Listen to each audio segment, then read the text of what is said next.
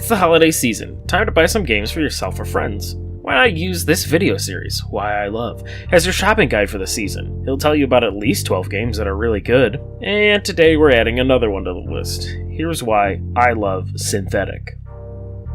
Synthetik is very in my wheelhouse. It is a top-down roguelike shooter game. Basically, my favorite type of game. I've talked about top-down shooters and roguelikes quite a bit with this series. You guys know the drill. So, what sets Synthetik apart from the other games like it? Guns. Now, you may be saying to yourself, every game has guns in it. I can't even possibly name a single game that doesn't have a gun in it. And I would agree with that. However, this game has a lot of guns, a big long list of them. They vary from guns you may see in the real world to guns that shoot chain lightning. Weapons come in many variants as well. Once you unlock that, they provide bonuses like increased damage, healing on hit, or increased movement speed while wielding the weapon. Weapon drops and their variants are randomized, as is the case with most roguelikes. However, this game has a feature that is now my new favorite feature in roguelikes: supply tokens. These are used to increase or decrease your chance of seeing a weapon on your runs, and using the increased chance tokens guarantees that one of those weapons will show up in a weapon shop. Every weapon and weapon type has advantages, which are displayed in the stats menu.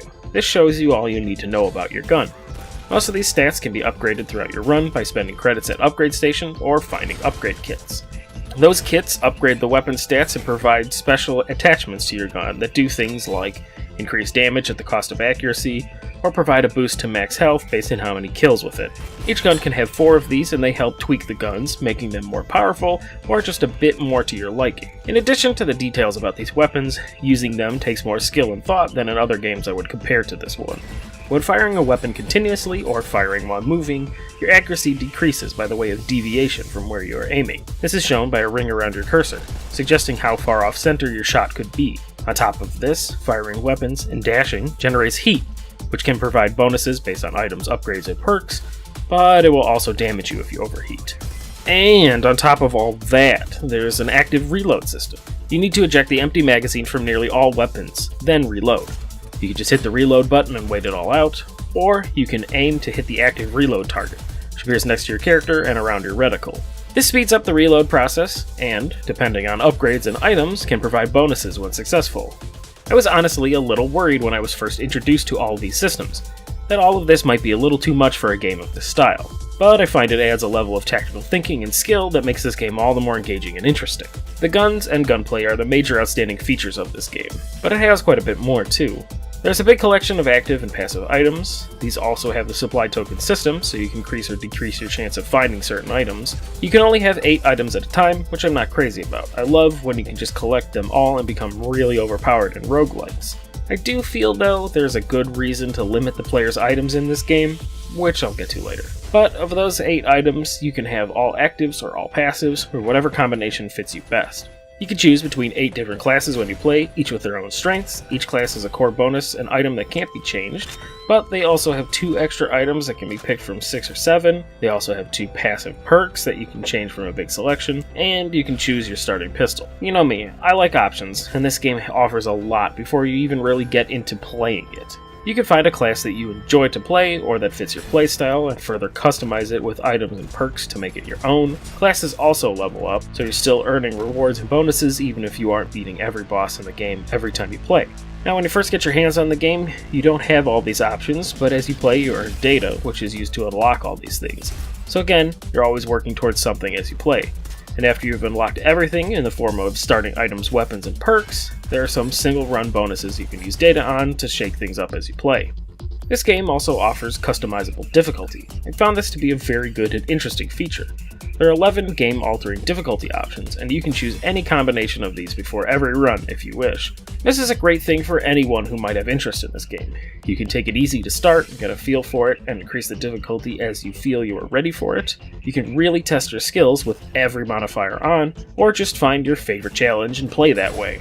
Options are good. The more difficulty options a game has, the better. This allows more people to get their hands on it and have fun, while still allowing people who want to challenge themselves the opportunity to do so. I could say a lot more on this topic, but this isn't the video for it. Now, if you know this game, I bet you have been waiting for me to mention co-op. Well, this game has co-op. I personally haven't played too much of it, but it exists. You can join up with a friend or random player and play the game as a team. I think this is part of the reason that you're limited with how many items and guns you can carry, to encourage sharing. This is also nice because some guns and items are more geared towards certain playstyles, so if you don't find a use for it, your co-op partner might. This game is very playable by yourself, but there are some moments in single player that I found myself wishing for a co-op partner. Co-op adds a bit more to the tactical thinking this game requires, as friendly fire exists, so you need to make sure you aren't in line of fire and strategize ways to tackle fights. I'm a huge fan of cooperative multiplayer games, and this game provides a great co-op experience. The gameplay itself is very fun. Firefights can be tense and handled in many different ways. Enemies are easy to understand, but will still give you a challenge. Most of the bosses are fun challenges. Moving and shooting feels good. Within every level, there is a lot to do. There are chests that include items, weapons, upgrades, and some other things. There are shops for items, weapons, and upgrades for both of those. There are shrines that have all sorts of possible effects when used, and random power-ups you find after defeating enemies or blowing up boxes or sometimes just laying about. There are some quest shrines too. These give you a task and some currency and upgrades for completion of said tasks. The upgrades you find in a run are pretty wide as well. We've talked about weapon upgrades, but you can upgrade items which increase their effectiveness and lowers their cooldowns. There are also upgrades you can apply to yourself, like extra health, faster movement, or increased luck. There are some rarer upgrades that give you really powerful bonuses, and occasional cross-class upgrades which provide you a perk from a different class. Whew! Okay, basically, there's a lot to do in nearly every level, and lots of ways to improve your character in each run. All of this, on top of everything mentioned before, makes for a great game for anyone who is a fan of top-down shooters or roguelikes, or a great game to play with a friend. Really, this game is probably for a lot of people. This game is in early access, but it has numerous updates since release, which has been wonderful seeing the game get such great support from the developers. I guess it's important to say that if you're watching this video 8 months after I release it, the game could have changed quite a bit. Who knows? I can't predict the future. Don't expect that of me. The game also has quite the active community, mostly on the Discord, so you can ask questions and provide suggestions. The developers are very receptive to constructive criticism and suggestions. They even have a gameplay survey you can fill out to inform them of how you're getting on with their game. Listen, I just think this game is great and great fun. It's another game I started playing recently, and it jumped ahead of many other games on my list for this series. So I'm recommending it to basically everyone, and hopefully it's on sale on Steam this holiday season. Hey guys, thanks for watching. I hope you enjoyed this video. If you did, please share it around. Shares are a big help for me. This should be going out during the Steam winter sale, so I hope you're enjoying that and finding some good deals or whatever. There's been a lot coming out and being updated this month, and I've been playing all sorts of things. I guess this is to say that I don't really have a plan for my next video yet. There's potential that it could be another twin-stick roguelike shooter, but no promises. A friend of mine suggested that I should have said my twin shtick in the last video, so maybe that is just what my core focus will be. I do love those games, but I love such a wide variety of games that I don't know if I could just focus on one type. I mean, I have plans and machinations for the future of this series, maybe when I've got some better stuff with bigger hard drives or when my channel grows bigger. I don't know, this is all rambling and hopefully has been fading out this entire time.